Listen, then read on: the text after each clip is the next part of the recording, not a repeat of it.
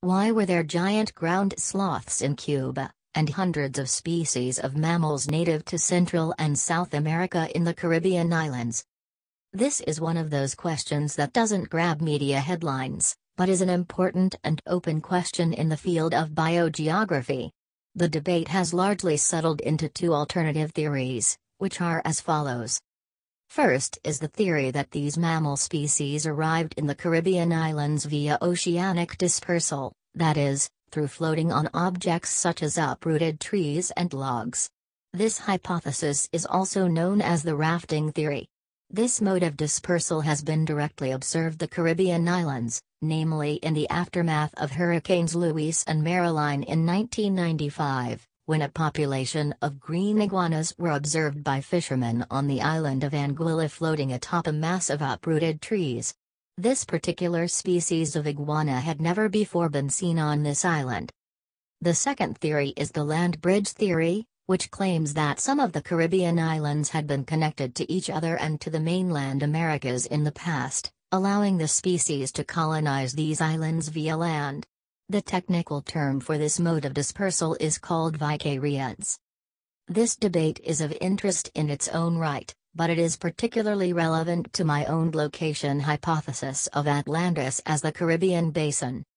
To briefly summarize my hypothesis, I believe that the entire Caribbean basin was a dry and habitable basin as recently as 11,600 years ago, as was the Mediterranean basin for certain time periods between 5.96 and 5.33 million years ago. The necessary condition for the drying up of the Mediterranean Sea to form a dry below sea level basin is the closure of the Strait of Gibraltar, which would prevent the Atlantic Ocean from replenishing the Mediterranean, where the hot and dry climate creates conditions where evaporation exceeds precipitation.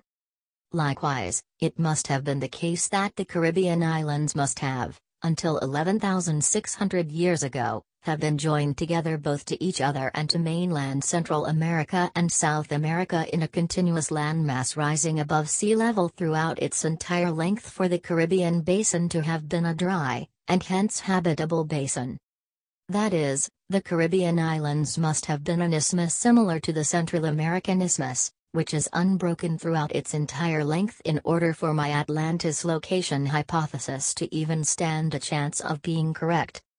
If my hypothesis that the Caribbean islands once were connected to each other and to the American mainland via a land bridge were proposed only by myself, specifically to advance my Atlantis hypothesis, its credibility would be greatly weakened, as that would presuppose that the entire scientific community who have studied the region in great detail have somehow overlooked this hypothesis.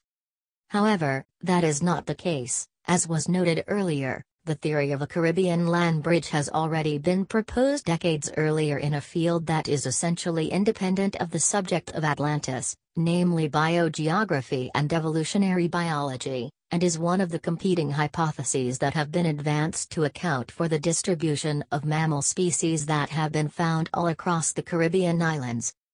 As was said earlier, many of these species went extinct several thousand years ago, but during the Ice Age and for millennia after its end, these islands were teeming with mammal species, including elephants, sloths, giant rodents that are indisputably of continental origin and could not have independently evolved on the islands themselves.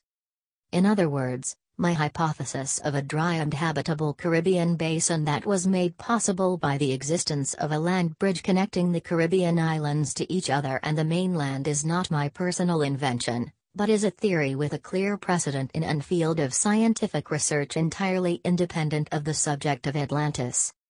The latest scientific research has not yet conclusively settled this debate one way or another between the oceanic dispersal via rafting, on one hand, and the land bridge theory on the other, yet it remains equally true that the land bridge theory has not yet been ruled out either. This land bridge theory has been named the Garlandia hypothesis, which is an acronym for the Greater Antilles and Aves Ridge landmass. The Greater Antilles are another name for the larger Caribbean islands, namely Cuba, Hispaniola, Puerto Rico, and Jamaica, While the Aves Ridge is an underwater mountain range lying on the eastern flank of the Caribbean basin running roughly parallel with the Lesser Antilles Islands that form the easternmost boundary of the Caribbean Sea.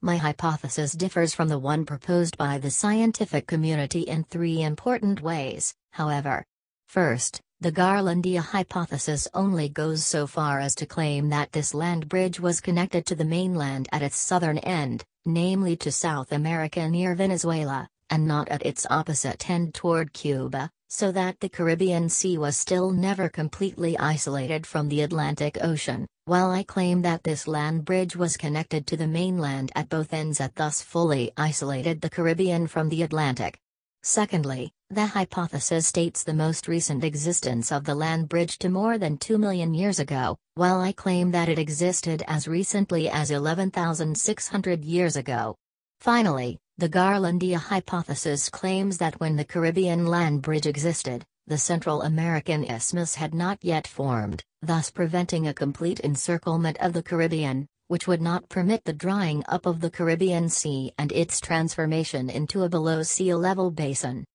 The Garlandia hypothesis, then, is a more constrained version of my hypothesis in which the Caribbean was never encircled by an unbroken ring of land on all sides at the same time.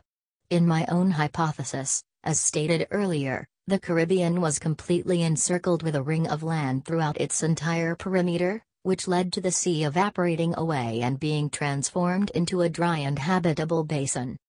Though my hypothesis differs from the scientific hypothesis in several ways, it is far from a wholly novel one proposed solely to advance my views concerning the subject of Atlantis that has no precedent in the scientific literature. Therefore, it may be reasonably concluded that one of the necessary conditions for my Atlantis hypothesis to be correct, namely the drying up of the Caribbean Sea and its isolation from both the Pacific and Atlantic Oceans, is, if not probably, at least not implausible.